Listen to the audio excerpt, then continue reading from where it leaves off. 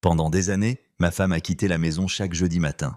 Toujours à la même heure, toujours avec le même sac en cuir brun, toujours avec les mêmes gestes précis, presque mécaniques, comme si cette sortie faisait partie d'un rite plus ancien que notre mariage lui-même. Elle s'appelait Hélène Vautrin. Moi, je m'appelle André Vautrin, j'ai 87 ans et j'ai partagé avec elle 54 ans de vie. Nous nous sommes mariés en septembre 1968. Nous avons eu 3 enfants. Nous avons connu les hivers difficiles, les étés lourds, les factures serrées, les repas du dimanche, les disputes brèves, les réconciliations silencieuses, les joies modestes, la fatigue, l'habitude, la fidélité. Du moins, c'est ce que je croyais. Pendant 47 ans, chaque jeudi, Hélène mettait son manteau, prenait ses clés, me lançait un regard calme et disait simplement « Je vais à la banque ». Elle ne demandait pas si j'avais besoin de quelque chose.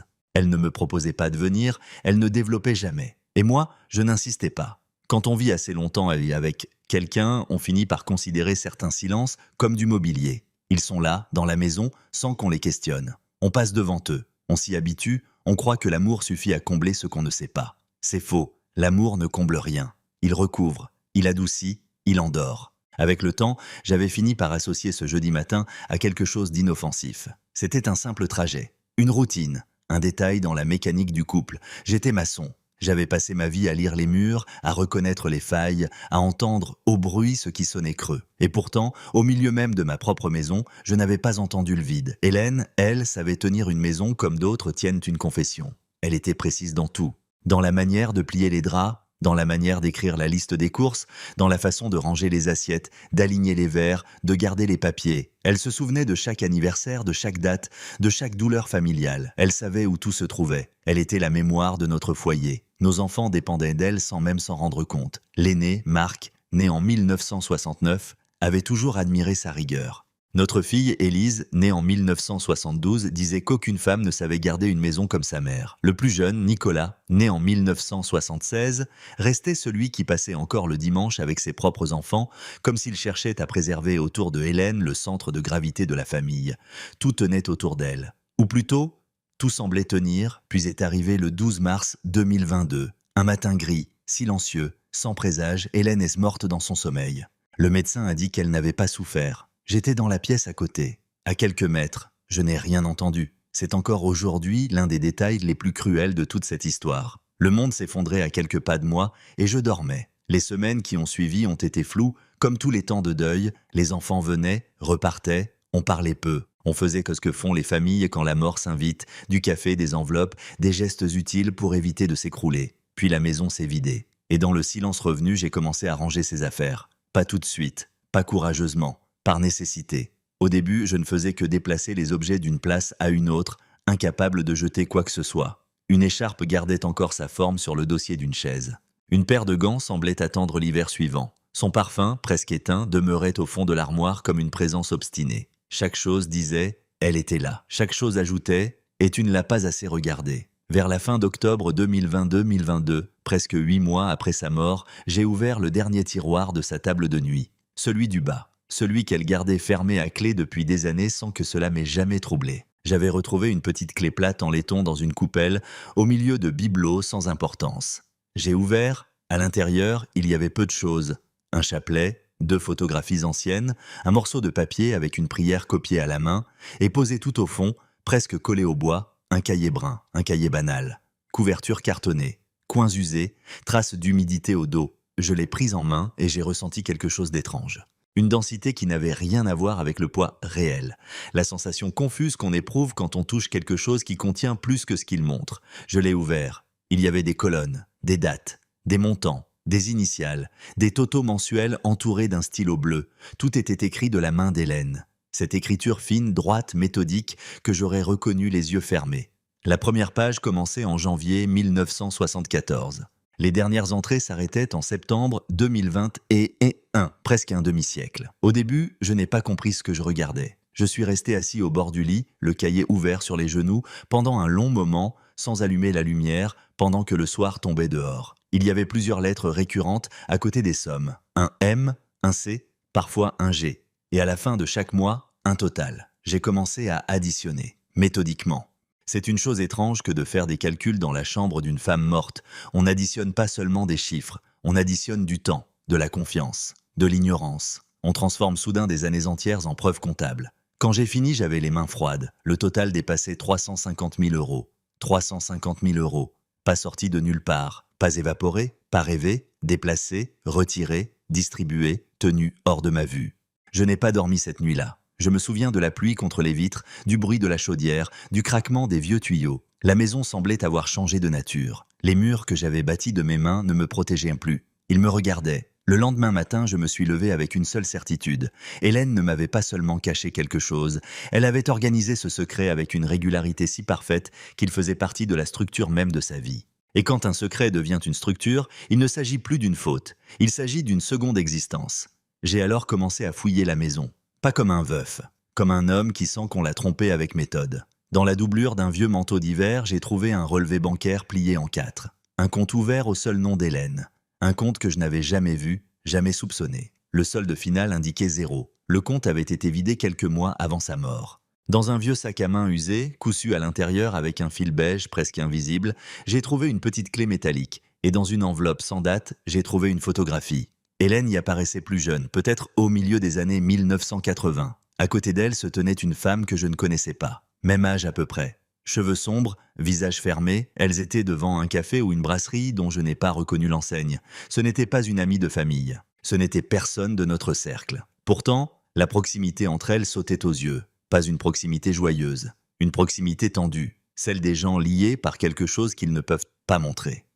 J'ai posé les 3 éléments sur la table de la cuisine. Le cahier, le relevé, la photo. Et pour la première fois, une pensée m'a traversé l'esprit avec une violence qui m'a presque fait honte. Qui était vraiment ma femme? Le pire, ce n'était pas l'argent. Le pire, ce n'était même pas l'idée d'une tromperie. Le pire, c'était cette possibilité soudaine que 54 ans de vie commune aient existé à côté d'une chambre close dont je n'avais jamais eu la clé. Et pourtant, la clé existait. Elle était là, dans ma main, je ne savais pas encore ce qu'elle ouvrait. Mais je savais déjà qu'en l'ouvrant, quelque chose en moi allait mourir une deuxième fois. J'ai gardé cette clé sur moi pendant près de 3 semaines. Dans la poche de ma chemise d'abord, puis dans la poche intérieure de ma veste. Je la touchais parfois sans même m'en rendre compte, comme si mon corps avait compris avant moi qu'elle était devenue plus importante que toutes les autres. Je la regardais souvent, petite, plate, anonyme. Pas une clé de porte d'entrée, pas une clé d'armoire, une clé faite pour ouvrir quelque chose de discret, d'impersonnel, de caché. Je n'en ai parlé à personne. Pas aux enfants, pas à mes voisins. Gidadia. Pas même à moi-même, d'une certaine façon. Je repoussais, j'observais, j'attendais qu'un détail remonte. J'essayais de me rappeler si Hélène avait un jour prononcé un nom de ville, une adresse, une habitude annexe. Rien ne revenait clairement. Puis, le dimanche 6 novembre 2022, Nicolas est passé comme d'habitude avec sa femme et les enfants. Le café était en train de couler quand il m'a dit qu'il devait se rendre le lendemain dans un bourg situé à une 12aine de kilomètres pour une démarche administrative. « À Montclair » a-t-il dit. « Montclair ». Le mot a fait quelque chose en moi. Pas un souvenir précis, plutôt une secousse dans la mémoire. Hélène avait prononcé ce nom autrefois, une seule fois peut-être, au détour d'une conversation sans importance. À l'époque, je n'avais pas relevé. Pourquoi l'aurais-je fait? Un mari qui se croit aimé n'archive pas les petits trous dans le récit. Il les comble avec la confiance. Le lendemain matin, sans rien dire à Nicolas, j'ai pris ma voiture et je suis allé à Montclair. Il faisait froid, un froid sec de novembre qui nettoie le ciel sans réchauffer les eaux. La ville n'avait rien de remarquable. Une place centrale, quelques commerces, une mairie, une boulangerie, des rues latérales où la vie se range comme des archives. J'ai cherché une agence postale privée. Je l'ai trouvée dans une petite rue étroite, coincée entre un pressing et un magasin de téléphonie. Une devanture discrète, presque honteuse. À l'intérieur, des boîtes alignées, des cartons d'expédition, une odeur de papier et de poussière. J'ai montré la clé. L'employé m'a regardé à peine une seconde. Il m'a indiqué le mur du fond. La clé ouvrait la boîte numéro 23. Je me souviens encore de la sensation dans ma paume au moment où j'ai tourné la serrure. Un petit geste, rien qu'un déclic. Et pourtant, dans ma tête, c'était comme si toute une époque venait de céder. À l'intérieur, il y avait une 20aine d'enveloppes. Certaines étaient ouvertes puis refermées avec soin. D'autres étaient encore scellées. Les plus anciennes remontaient à presque 10 ans. La plus récente avait été envoyée 3 semaines après la mort d'Hélène. Cela signifiait qu'au moins une personne, quelque part, continuait à lui écrire sans savoir qu'elle était morte. J'ai tout pris. Je suis sorti. Je me suis assis dans ma voiture, j'ai posé les lettres sur mes genoux. J'ai attendu un moment, main sur le volant, sans allumer le moteur. Le silence à l'intérieur de la voiture avait quelque chose d'irréel. Au dehors, les gens entédia, les gens passaient avec leurs sacs, leurs commissions, leur vie simple. Et moi, j'étais là sur le point d'ouvrir le ventre d'un mensonge vieux de plusieurs décennies. Toutes les lettres portaient le même nom d'expéditeur, Camille Aubert. Aubert, le nom de jeune fille d'Hélène.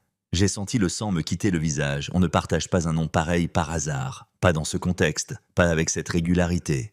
Pas avec ces remerciements dont je n'avais pas encore lu le contenu, mais que je pressentais déjà à la façon dont les enveloppes avaient été conservées. J'ai ouvert la plus ancienne, puis une autre encore. Très vite, une voix s'est dessinée. Une femme d'une 50aine d'années, vivant à Lyon, professeure dans un collège. Elle parlait de sa santé, de son travail, parfois de sa fille adolescente, Léa, parfois d'un loyer difficile, d'un souci médical, d'une panne de voiture, d'un hiver rude. Et dans chaque lettre, sans exception, revenait le même mouvement, la gratitude. Pas une gratitude mondaine, pas un merci de convenance. Une gratitude enracinée, lourde, ancienne, presque vitale. Elle remerciait Hélène pour le soutien, pour la constance, pour les enveloppes, pour n'avoir jamais disparu, pour avoir tenu sa parole. À mesure que je lisais, une autre vérité, plus insupportable encore que l'argent, prenait forme. Cette femme ne s'adressait pas à une amie, ni à une marraine, ni à une ancienne connaissance charitable. Le ton était plus intime, plus retenu, plus douloureux. C'était la voix de quelqu'un qui avait grandi autour d'un manque immense et qui écrivait à l'origine même de ce manque. Puis j'ai ouvert la lettre la plus récente, celle écrite après la mort d'Hélène, et j'y ai lu cette phrase. Je ne l'ai presque jamais vue, mais elle m'a tenu en vie pendant 52 ans. Je l'ai relue 3 fois. 52 ans. Camille avait donc environ 52 ans. Hélène, 52 ans plus tôt, avait 22 ans. Nous ne nous connaissions pas encore. Notre vie commune n'avait pas commencé. Les pièces se sont déplacées dans ma tête avec cette lenteur atroce qu'ont les vérités qu'on refuse d'admettre. Camille Aubert, 52 ans, le nom d'avant le mariage, les enveloppes, les remerciements, les virements ou retraits sont du cahier à partir de 1974, les jeudis à la banque, la boîte postale de Montclair, ma femme avait eu une fille avant moi. Une fille née avant notre mariage. Une fille qu'elle n'avait jamais nommée. Une fille qu'elle avait confiée ou abandonnée, peu importait encore la nuance, la blessure restait la même. Une fille qu'elle avait ensuite entretenue dans l'ombre pendant près d'un demi-siècle avec l'argent retiré méthodiquement chaque semaine. Je suis resté longtemps dans la voiture avec cette idée. Les gens imaginent parfois que la vérité éclate. C'est faux. La vérité ne claque pas toujours comme un orage. Parfois, elle s'insinue. Elle prend place dans le corps. Elle devient impossible à déloger. On ne s'écrit même pas. On reste là, immobile, à sentir sa propre vie se réorganiser autour d'un noyau nouveau et monstrueux. Le choc n'était pas seulement d'apprendre qu'Hélène avait eu un enfant avant moi.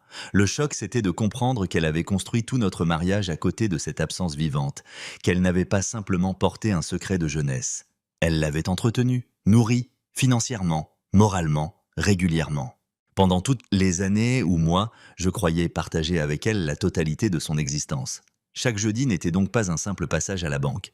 Chaque jeudi était une ligne de fuite, un couloir secret, une fidélité parallèle. Ce soir-là, je suis rentré sans appeler personne. J'ai posé les lettres à côté du cahier sur la table de la cuisine. J'ai allumé une seule lampe. La maison était glaciale. J'avais oublié de mettre le chauffage. Ou peut-être n'en avais-je plus le réflexe. Il y a des découvertes qui refroidissent tout, même l'air. Je n'ai rien mangé. Je me suis contenté de relire certaines lettres, d'observer les dates, de remarquer que les montants variaient selon les années, parfois modestes, parfois plus lourds. Lorsque Marc commençait ses études, lorsque nous avions des travaux à la maison, lorsque Nicolas était encore petit, même dans les périodes où nous comptions pour finir les mois, Hélène avait maintenu ce flux. Alors une pensée plus sale encore est née en moi. Combien de choses avions-nous renoncé sans savoir pour entretenir cette autre vie? Quels vêtements différaient? Quels voyages n'avions-nous pas faits? Quelles économies n'avaient jamais existé? Combien de repas, de privations ordinaires, de choix de couple avaient été traversés par une présence que je n'avais jamais eu le droit de nommer? Je voulais croire qu'Hélène avait été une femme brisée par la honte et qu'elle avait agi comme elle pouvait. Je voulais conserver une image humaine d'elle, mais une autre image se dressait déjà, celle d'une épouse capable de regarder son mari chaque jeudi matin, de lui dire « je vais à la banque », puis d'aller nourrir un secret dont il était exclu. Le lendemain, j'ai appelé Marc. Je ne lui ai pas tout dit. Je lui ai seulement parlé d'un vieux cahier trouvé parmi les affaires de sa mère, de chiffres, de dates, d'un compte que je ne connaissais pas. Il y a eu un silence, pas un long silence. Pas théâtral, un silence exact. Je connais les murs, je connais aussi le silence des gens quand on frappe au bon endroit. Puis Marc a dit, d'une voix calme, « Papa, je savais que tu finirais par trouver. » Je n'ai rien répondu. J'ai senti la chaise sous moi devenir plus dure, le téléphone plus lourd, l'air plus épais. Maman disait que tu étais l'homme le plus attentif qu'elle ait connu, a-t-il ajouté. Elle disait aussi qu'un jour tu comprendrais. À cet instant, l'histoire a cessé d'être seulement le secret d'une femme. Mon propre fils savait. Je ne savais pas encore depuis quand, je ne savais pas ce qu'il savait exactement. Mais il savait assez pour ne pas être surpris. Le mensonge n'était donc plus conjugal, il était devenu familial. Et dans cet instant précis, j'ai compris que je n'étais pas seulement le dernier à apprendre la vérité. J'étais peut-être le seul à qui l'on avait décidé de ne jamais la dire. Après avoir raccroché avec Marc, je suis resté longtemps sans bouger. Le téléphone encore dans la main, le regard perdu sur la table de la cuisine, le cahier d'Hélène ouvert devant moi comme une blessure administrative. Puis j'ai pensé à ce qu'avait dit Marc, à cette phrase étrange « Un jour tu comprendrais ». J'ai repris le cahier. Je l'avais déjà feuilleté des dizaines de fois, mais je m'étais toujours arrêté à la dernière ligne de chiffres, à la dernière colonne, au dernier total. Cette fois, j'ai tourné la page. Il y avait une lettre écrite de la main d'Hélène, sur la page blanche qui suivait les comptes, dense, serrée, soignée, comme si elle avait voulu économiser le papier ou le courage. Je l'ai lue sous la lampe de la cuisine, assis à la même place où j'avais pris mon petit déjeuner pendant plus de 50 ans. Elle commençait par mon prénom, André. Elle écrivait que si je lisais ces mots, c'est que j'avais trouvé le chemin jusqu'à la vérité. Que cela ne l'étonnait pas. Que j'avais toujours été attentif aux maisons, aux structures, aux fissures que les autres ne voient pas. J'ai presque ri en lisant cela. Un rire dur, sans joie, parce qu'elle me complimentait au moment même où je découvrais qu'elle m'avait laissé vivre 47 ans au-dessus d'un gouffre, puis elle racontait. En mai 1970, à 22 ans, avant de me connaître, elle avait donné naissance à une petite fille. Le père, écrivait-elle, avait refusé d'assumer. Elle était seule, pauvre, terrifiée. Dans sa famille, la honte l'avait emportée sur le reste. L'enfant avait été confié à d'autres, officiellement pour lui offrir une vie meilleure, réellement parce que personne autour d'elle n'avait voulu porter le poids de cette naissance. Cette petite fille, c'était Camille. Hélène disait qu'elle n'avait jamais cessé de penser à elle. Qu'au début, elle s'était contentée de demander des nouvelles par des intermédiaires. Puis, plus tard, quand cela avait été possible, elle avait commencé à envoyer de l'argent. Peu, puis davantage, puis régulièrement, jusqu'à ce que ce geste devienne aussi automatique que respirer. Elle précisait que les versements s'étaient structurés à partir de 1974, l'année où le lien avait pu être rétabli de manière plus stable. J'ai reposé la lettre un instant. 1974, c'était donc réel depuis le début de notre mariage ou presque. Pendant que nous apprenions à vivre ensemble, pendant que nous achetions les premiers meubles, pendant que nous comptions pour le loyer, pendant que Marc faisait ses dents, Hélène avait déjà commencé à entretenir dans l'ombre la vie d'un autre enfant. Elle écrivait qu'elle ne m'en avait jamais parlé par peur. Pas peur de moi, ajoutait-elle. Peur de cette histoire elle-même, peur de devoir lui donner une forme en la racontant, peur que les mots ne la rendent irréversible. Peur aussi sans doute que je ne la regarde plus jamais de la même façon. Sur ce point, au moins, elle avait eu raison. Oui, je ne la regardais plus de la même façon, et je ne le pourrai plus jamais. La lettre continuait. Hélène expliquait que chaque jeudi, quand elle sortait de la maison, elle allait d'abord à la banque, puis à Montclair relever la boîte postale. Elle écrivait que ce rituel était devenu sa manière de tenir debout, sa manière d'être mère sans le paraître, sa manière de payer à la fois sa faute et son amour. Elle parlait de Camille avec une tendresse retenue, presque honteuse, comme on évoque une blessure qu'on a trop longtemps gardée fermée. Puis est venue la phrase qui a transformé la douleur en accusation. Elle écrivait que depuis 2014, Camille avait retrouvé son identité, qu'elle savait qui était Hélène, qu'elle savait où nous habitions, qu'elle connaissait mon nom, qu'elle savait qu'Hélène était mariée, qu'elle avait eu 3 autres enfants, une maison, une vie complète. Depuis 2014, elle s'écrivait en connaissance de cause. Depuis 2014, cette correspondance n'était plus seulement une tentative de soutien discret. C'était une relation assumée entre une mère et la fille qu'elle avait cachée. Depuis 2014, Hélène savait qu'elle pouvait me parler, et elle a choisi de se taire encore. Je me suis arrêté là plusieurs secondes, parce que jusque-là, une partie de moi cherchait encore à défendre la morte, à se dire qu'elle avait été prise de court par la jeunesse, la misère, la honte, la peur. Mais à partir de 2014, ses excuses changeaient de poids. Elle n'était plus une jeune fille abandonnée. Elle était une épouse de 66 ans, mère de 3 enfants adultes, vivant dans une maison solide, entourée des siens. Elle aurait pu parler, elle aurait pu dire la vérité, elle aurait pu me regarder en face. Elle ne l'a pas fait. Et il y avait pire. Dans un autre passage, elle écrivait qu'elle avait fini par confier une part de ce secret à Marc, parce qu'il était l'aîné, parce qu'il saurait, disait-elle, quoi faire si elle mourait avant moi, parce qu'il comprendrait qu'il ne s'agissait pas d'une trahison mais d'une dette ancienne. D'une dette ancienne. Je me souviens avoir serré les dents si fort que ma mâchoire m'a fait mal. Ce n'était donc pas seulement le silence d'une femme, c'était l'organisation d'un après. La transmission d'un secret. La désignation d'un héritier moral.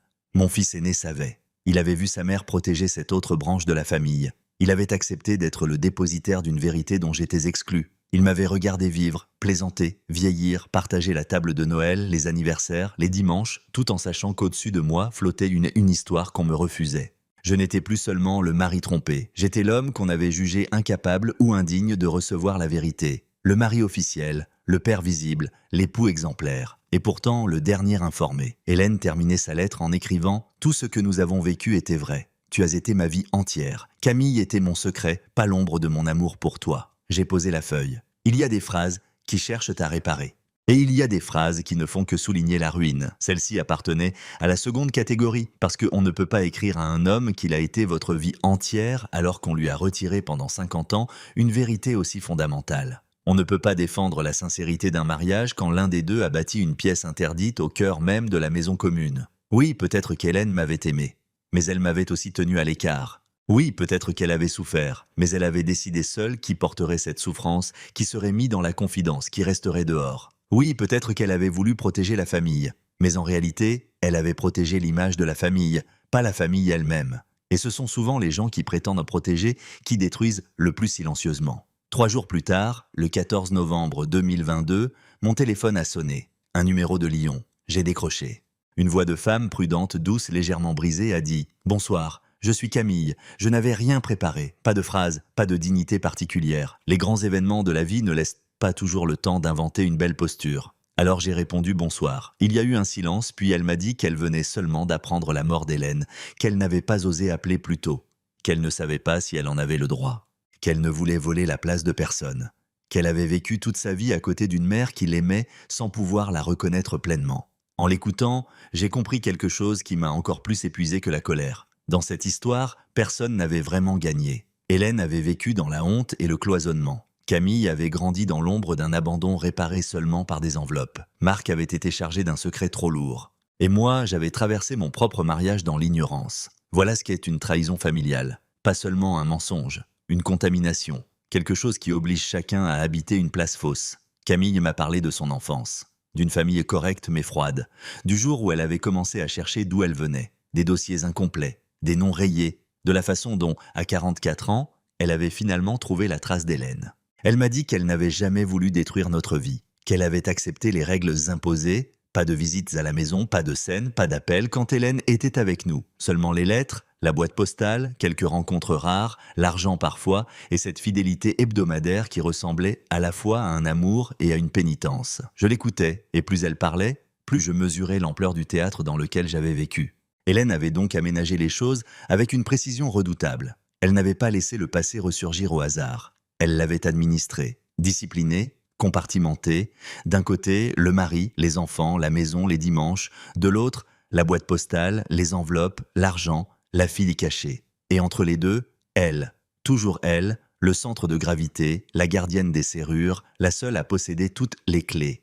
Je ne sais pas combien de temps nous avons parlé, Camille et moi. À la fin, je lui ai dit une chose qui m'est venue sans réfléchir. Votre mère vous a aimé d'une manière qui a détruit tout le reste autour d'elle. Elle n'a pas protesté. Elle a seulement pleuré. Après cet appel, je suis resté dans la cuisine longtemps, le regard posé sur la fenêtre noire. Dehors, il pleuvait. Une pluie lente, froide, sans éclat. Le genre de pluie qui ne crie pas mais s'infiltre partout. Depuis ce jour, je regarde ma maison autrement. La place vide d'Hélène n'est plus seulement celle d'une morte. C'est celle d'une femme qui a emporté avec elle la possibilité d'une explication vivante. Le couloir où elle passait avec son sac brun, le crochet près de la porte, le tiroir de sa table de nuit, la chaise où elle s'asseyait pour éplucher les légumes, tout cela est devenu une scène de crime moral. Parce que oui, je parle de crime moral. On me dira peut-être qu'Hélène n'avait pas le choix, qu'elle était jeune, qu'elle a fait ce qu'elle a pu, qu'elle a réparé comme elle pouvait, qu'elle a aimé 2 familles à sa façon. Je l'entends, mais je refuse qu'on appelle simplement douleur ce qui fut aussi une exclusion. Je refuse qu'on maquille en sacrifice noble ce qui a consisté, pendant 50 ans, à décider seule qui avait droit à la vérité et qui devrait vivre dans une confiance amputée. Elle n'a pas seulement gardé le silence. Elle a construit une organisation du silence. Elle n'a pas seulement souffert. Elle a réparti la souffrance entre les autres. Camille a porté l'effacement. Marc a porté le secret. Et moi, j'ai porté l'illusion. Le cahier est encore sur ma table de cuisine. Je ne l'ai pas remis dans le tiroir. Je ne le remettrai jamais. Parce qu'il n'est plus un objet de honte, il est devenu une preuve. La preuve qu'une famille peut tenir debout en apparence pendant plus d'un demi-siècle tout en étant traversée, de fond en comble, par un mensonge initial. La preuve qu'un mariage peut sembler solide et pourtant reposer sur une chambre condamnée. La preuve qu'on peut aimer quelqu'un sincèrement et lui retirer malgré tout une part essentielle du réel. J'ai passé ma vie à construire des maisons. Je sais ce qu'est une structure saine. Je sais aussi ce qu'est une fissure qu'on maquille au plâtre. Et aujourd'hui, à 87 ans, je peux le dire sans trembler. Les structures les plus dangereuses ne sont pas celles qui tombent tout de suite. Ce sont celles qui restent debout longtemps, très longtemps, assez longtemps, pour convaincre tout le monde qu'elles sont solides. Alors qu'elles pourrissent de l'intérieur depuis le premier jour. Notre famille a tenu ainsi, debout, présentable, presque exemplaire. Mais depuis mai 1970, depuis cette naissance cachée, depuis ce premier abandon, depuis ce premier silence, quelque chose était déjà condamné. Et moi, je n'ai compris la vérité qu'après la mort de la femme qui m'avait promis toute sa vie. Ce n'est pas seulement cela la tragédie. La vraie tragédie, c'est qu'au fond, tout le monde semblait s'être habitué à cette obscurité. Sauf moi, parce que j'étais le seul qu'on avait décidé de laisser dans la nuit. Décidé de laisser dans la nuit. Décidé de laisser dans la nuit.